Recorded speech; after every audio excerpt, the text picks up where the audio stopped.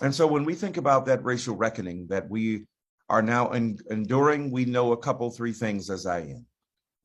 First of all, if we're going to be serious allies, we have to understand there are multiple levels to this. As Meek Mill says, there's level to this ish, right? If you're going to be an ally where you just put a black box out on Instagram, that's one thing. It's good, it's helpful, but it ain't substantive. It's symbolic. Symbols are critical, they're crucial, but they are not exclusively important.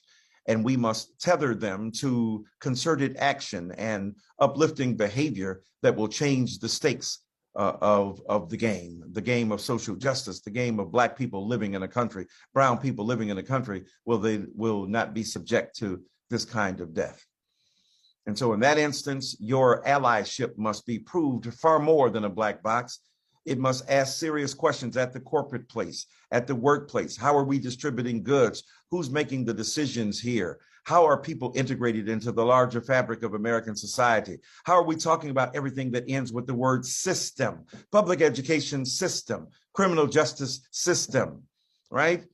So when we think about the word system and systemic inequity, every word that ends in system must be examined through the prism of racial liberation and engaging in forms of thinking and practice that free us. And we need white allies and other allies to make those points and to make that case.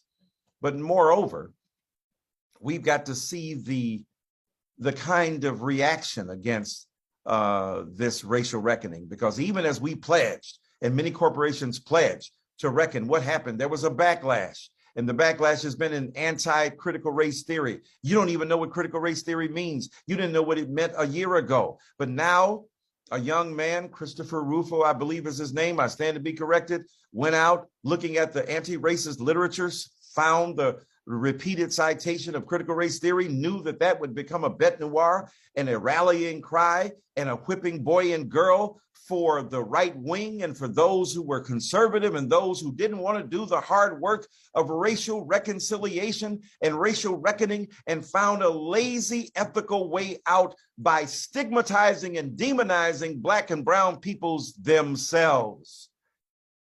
That kind of reaction must be acknowledged, addressed, and pointed to. And finally, we must all in our institutions at OSU Cascades, this tremendous institution, finally applying a serious self-examination, a serious self-inventory to what's going on, so that we can look at how higher institutions of higher education are perpetuating, either consciously or unconsciously, legacies of bigotry, legacies of inequality, legacies of educational apartheid, legacies that make people feel uncomfortable in their own skin in a society, educationally speaking, that should be open to all.